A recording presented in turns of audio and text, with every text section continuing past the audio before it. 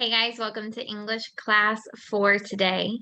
We are in three different things, so listen carefully. No more spelling, by the way, no more spelling. I'm not going to do a big spelling quiz either, guys.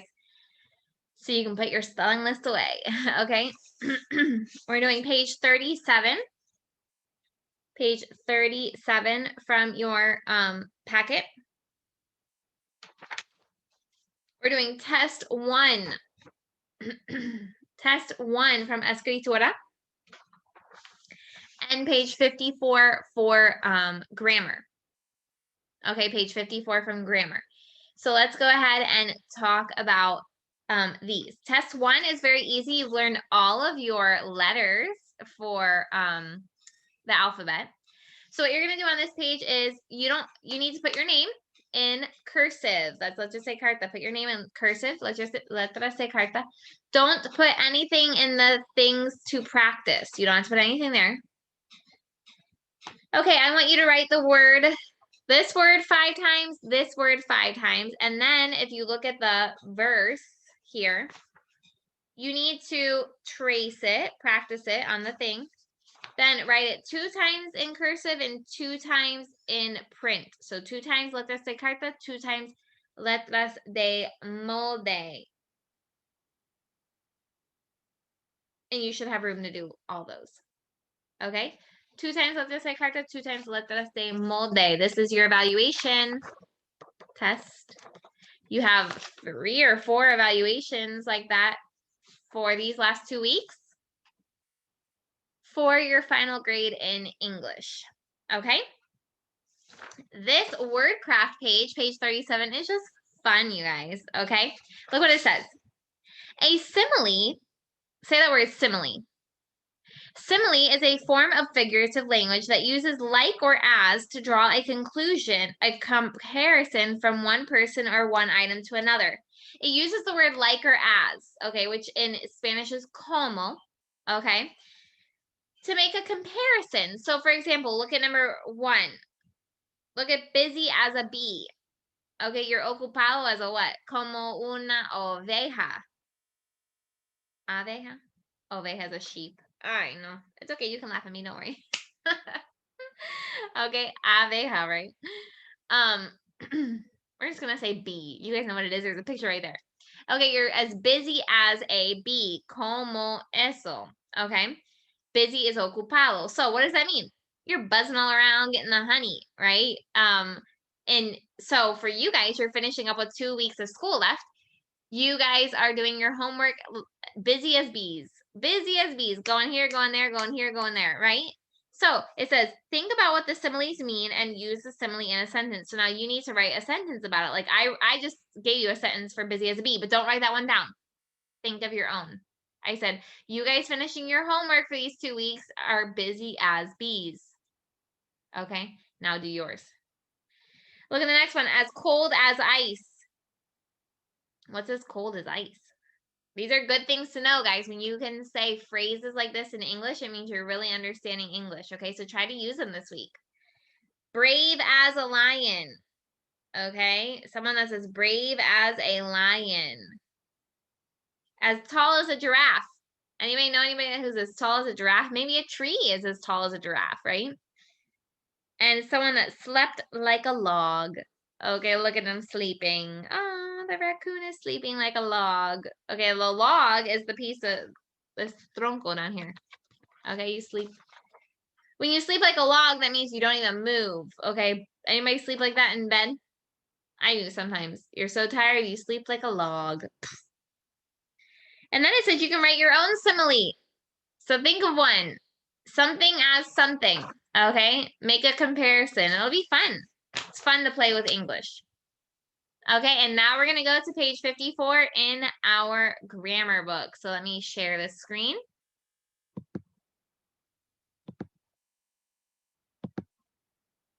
Okay, here we go. Page 54. We've been learning that we need to capitalize all proper nouns, right? So the other day we learned that you need to capitalize days. So remember days, Monday, Tuesday, something that you guys don't do, right? in Spanish. And then holidays like Christmas, right? Easter. Then we learned on the next page that we, let me see, capitalize the things of God and the Bible. So Jesus is capitalized. God is always capitalized. You guys know if you're talking about he or him in a sentence, you should capitalize that as well when you're talking about God. New Testament. And also names, initials, and family title. Doctor, Miss, mother, uncle.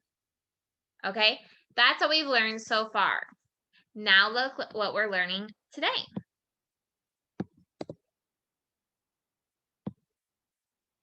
Look up here. Capitalize all proper nouns. Capitalize the names of specific places such as cities, states, countries, rivers, and oceans. Okay, so cities. Let's talk about that. Tegucigalpa. Jackson Hole. Okay. How about states? We'll call your states your departamentos. So that's going to be Copan, Francisco Morazan, right? Bay Islands. What else? Countries. Honduras. Now this you guys do too. You guys capitalize this in Spanish as well. United States. What about rivers? St. John River. What about oceans? Atlantic Ocean. Okay, lakes, seas, the Caribbean Sea. All of that is capitalized, okay? All of that is capitalized. Let's look what else it says. Use commas to separate a city and a state. Separate the state from the rest of the sentence with a comma. So for example, let me give you an example of that. What if I say,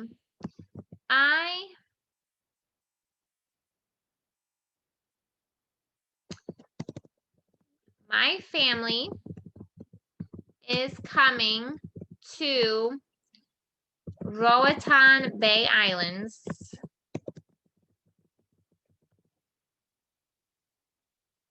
in less than a month. Okay, Roatan is the city, Bay Islands is the state. So Roatan, comma, Bay Islands, comma, then finish your sentence. Okay, so let's see what they are asking us today.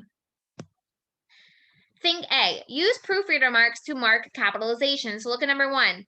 There are 3 things that need to be capitalized in number 1. And then you have to draw your 3 lines under it, under the letter that needs to be capitalized. Let's look at it. Number 1, well, first of all, the first letter needs to be capitalized. A, bronze sculpture of a giant thumb is displayed. Any of those words need to be capitalized? No. In what? Paris. That's a city. And France is the country. So Paris, France. Paris, comma, France. Okay.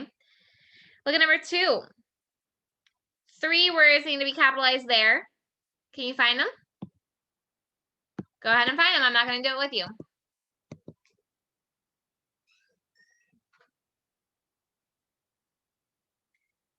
Look at number 3. 3 words need to be capitalized there.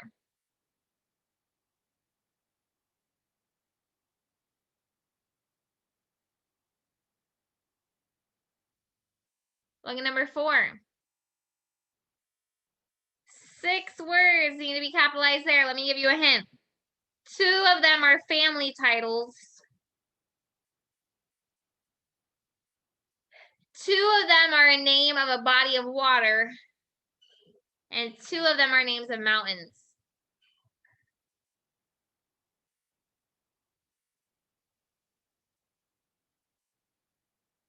Look at number 5. 3 need to be capitalized.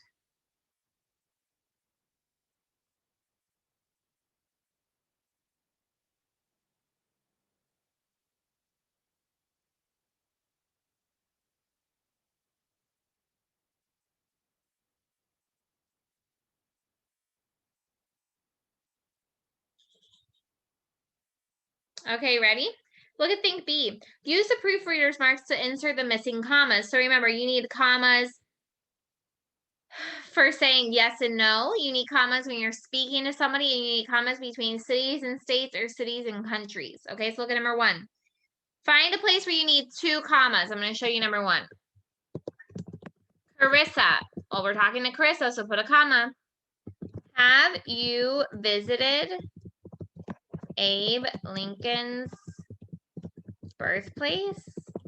Near Hodgenville is a city, so comma, Kentucky. So you put a comma after Carissa because you're talking to her, and between Hodgenville and Kentucky. Look at number 2. You need 4 commas. No, Mrs. Mills, but I have visited Mount Vernon, Virginia to see the home of George Washington.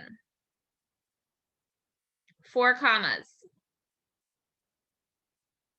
And number 3, you just need 2 commas. Braintree, Massachusetts is where you can visit the birthplace of Presidents John Adams and John Quincy Adams. Okay, and look at remember C. Draw a box around each proper noun. Circle each common noun. Remember, proper nouns have capital letters and they name specific things or people. Common nouns are just general person, place, or thing. So look at line number 1. Look at the first rank alone. There are 3 circles, 3 common nouns, and 1 proper noun. Ready? We're going to do this one together. The pika, that's 1 common noun. Put a circle. Because it's an animal. Is a cute little animal. Circle animal. Designed by God. God is a proper noun. Put a box. For cold, high altitudes, put a circle. Like the.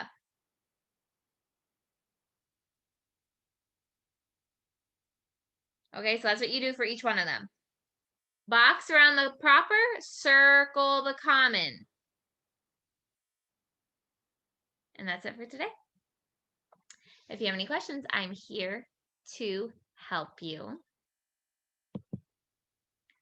And I hope you had fun. Bye.